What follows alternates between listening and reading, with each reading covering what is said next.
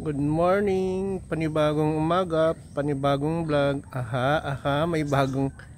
May bagong naman tayo, update dito sa ating babuyan, munting babuyan. Bale ang update natin, eto nga nagdagdag tayo ng bakod na hollow blocks, division kumbaga. Maglalagay tayo kasi dito sa gitna ng division. Ito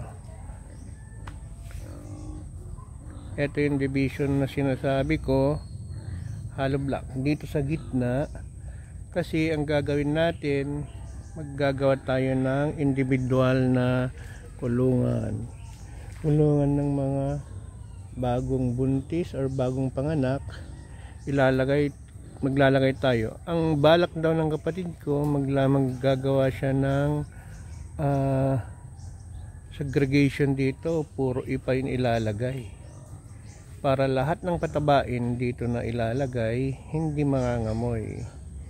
Mga patabain, mga maliliit na baboy, mga ganon. So dito ilalagay para mas mabilis silang lumaki. Kumbaga isa-segregate natin yung mga bagong walay na biik para yung mga nanay nila ay mas mabilis magbuntis. Dito sa area na to, magmula dyan hanggang dito sa yero na to, dito lalagyan ng ipa na lang. So may sila, paluguan, may kainan. So lahat ng mga nagbubuntis dito naman sa kabila, yung mga lalaki dito ilalagay sa mga individual cages kung walang nagpapakasta, para hindi kastahin yung mga buntis, mas mabilis magpadami. Isa pa dito ang gagawin, pwede dito magtatayo ng lechonan. Try natin maglechon para yung mga hindi nabebenta, kung hindi man mabenta ng mga lalaki, lelechonin natin kung may mag-o-order. So yun po yung balak natin sa ating babuyan. Andito na sila, gutom na. So ang ganda ng blessing dahil bagong ulan. Ambon lang, hindi din kalakas, pero enough na para mabasa yung lupa. So ang kagandahan ng pag-ulan niya, naulanan yun, napier grass natin. Diyan tayo kumuha ng pangtanim natin, saka yun mga kinalat natin dito na pagkain nila. So andyan na sila, medyo mayabong na naman, pwedeng kuhanan na naman ng itatanim. So eto, tataas na ng napier. Sinisilip ko lang may mga native trees kasi dati tayong naitanim dyan, mga tuog, pero bihira na lang ata yun nabuhay. May nara, ganun, may kung ano-ano pa yun, nandyan ipil. So maliit lang area na yan, pero enough na para masupplyan yung mga baboy natin, kasi hindi naman yan yung talagang pagkain nila, kundi yan yung pinamimirienda natin sa kanila. So ang balak daw dito, alagaan din ng baboy. So balak ko kasi rin bibili tayo ng mga Cornish na chicken. Ang gaganda kasing tignan, yung mga Cornish bantam, standard Cornish, at saka yun mga manok na tawag dito, kabir. Kasi madami tayong manok dun sa kabila, pwedeng dito na lang ilagay. So din na yung baboy natin, tatlo lang yung sumusunod, 4, 7 yan, pero may payat na isa. Sana makahabol, 2 pala. 2 yung medyo payat. Hindi ko alam kung namatay yun. 3. 4 na lang yung sumusunod.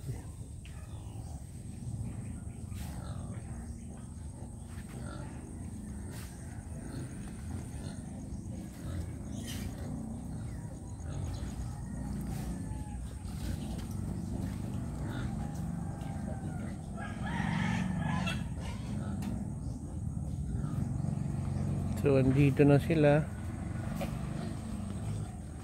Yun. Yung 4 na baboy na kulong na buntis, akala ko mga anak pa, mga nanganak na, hindi pa pala. So 4 yun. Pero may mga nakakawala na mga buntis, ang lalaki na lang tiyan, sumasahid na sa lupa, baka maunahan pa. Yun yung disadvantage kasi pag nakakulong, parang nauudlot ata, or mas masaya sila talaga pag nakakawala. Problema pag nakakawala, pinipilit silang kastahin ng lalaki kahit buntis. Yun, nalulusaw yung mga pagbubuntis nila. Ang pinakamaganda talagang paraan siguro ay itatali or ikukulong tong mga nakakawalang lalaki, dahil 3 yung lalaki natin, nakatali yon isa. Ayun na, tinatawag na sila para kumain.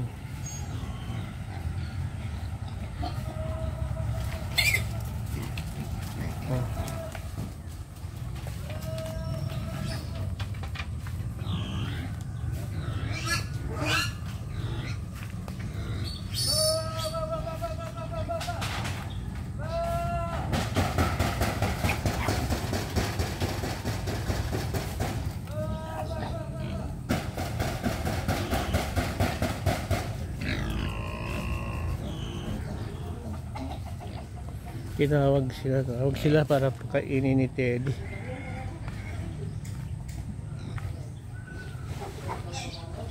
Ang aga yung mga ano natin, trabahador natin. Alas 7 pa lang nandito na. Dito na sila. Maaga silang pumapasok, dapat alas 8, pero maaga silang pumapasok para mas maaga daw silang uuwi din ng hapon, dahil malayo nga yun inuuwi nila. So andyan na.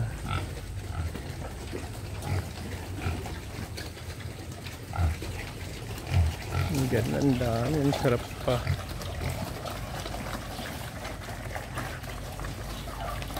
Ang sarap panoorin. Napuyat na si Teddy.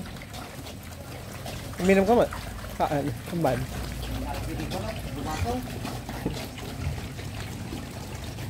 Handa awan pa'y naganak niya.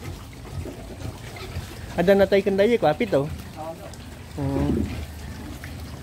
So, ayan. Sarap silang kumain. So, eto, mukhang malakas yung ulan kagabi. Kasi basa yung lupa oh.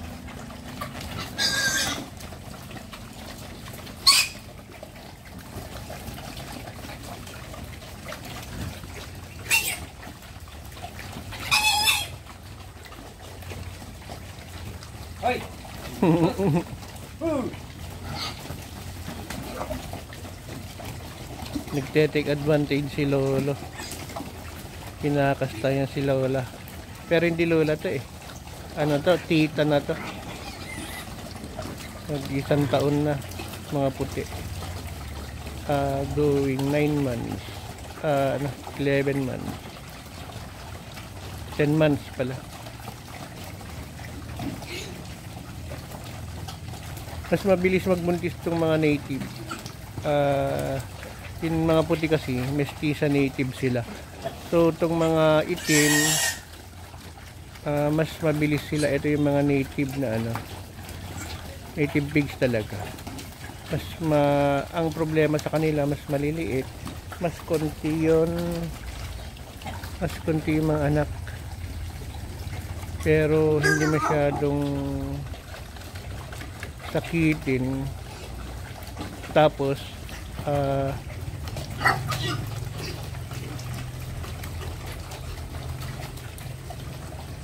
hindi siya masyadong sakitin. Ang problema nga lang sa kanila, mas maliliit, mas konti yung mga inaanak. So sarap magpakain.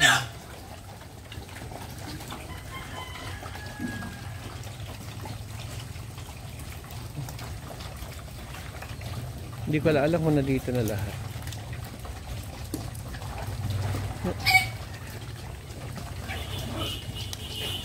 Nandito yung ano, yun, malaki na yung dede. kita na, namamagana. Malapit na siguro mga anak.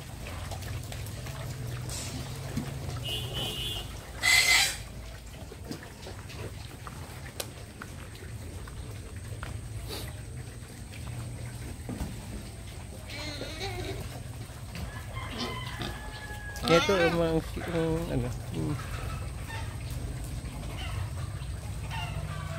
si white pig.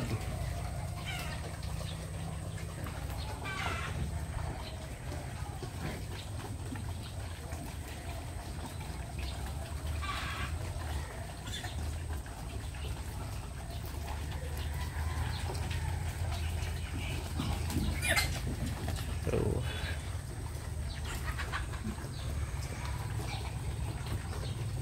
hindi na ito na siguro lahat. So may nakahiwalay na 4 na puro buntis, malapit manganak.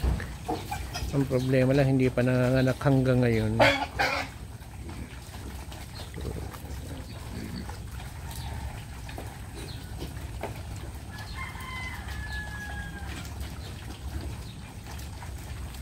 Sana maiwasan natin yung ASF.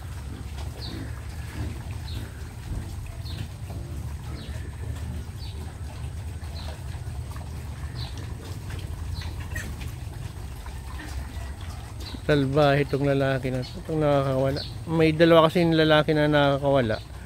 Yun mas malaki, sa mas maliit, yung mas malaki ang salbahe.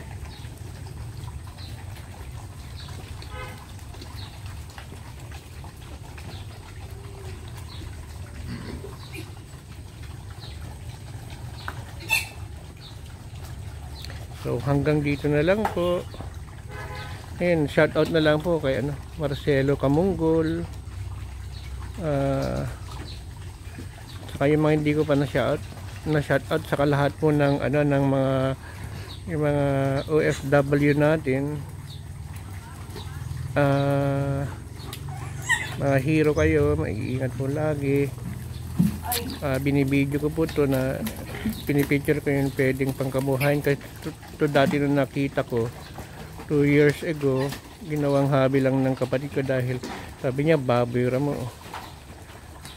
So nag-alaga siya, bumili siya ng 4, yung 4 naging 60, naging 60 na, may mga nabenta na, tapos nakatay. So sabi ko pwede palang pagkakitaan to.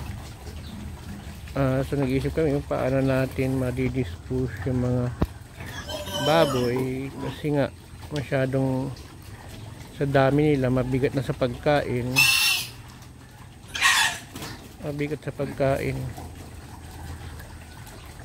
saka in simpleng kawaii lang dati na bakod nila, ay in simpleng yero lang dati na bakod nila, madali nilang sirain. So hanggang yun nagpabakod tayo ng yero ay ng hollow block. Sa ngayon napalibutan ng hollow block ng ating baboyan. Naggagawa lang ng mga segregation. Parang sinosubdivide sa mga cubicle para doon yung mga lalaki at sa mga palakihin, mga biik, wawalay din yung mga babae na buntis, sa yung mga lalaki ikukulong. Balak din ng kapatid ko na magagawa ng fattening na cubicle, puro ipalang yung laman. May paliguan sila, pakainan doon. So titignan natin, kasama po kayo sa improvement ng ating baboyan. So andyan po si Teddy, siya na yung naging tagapagpakain kasi yung misis niya, yun na yung nag-alaga sa mother natin. Nakakatuwa lang pakainin, dami kasi nila. So hanggang dito na lang po, bye bye po. Aha.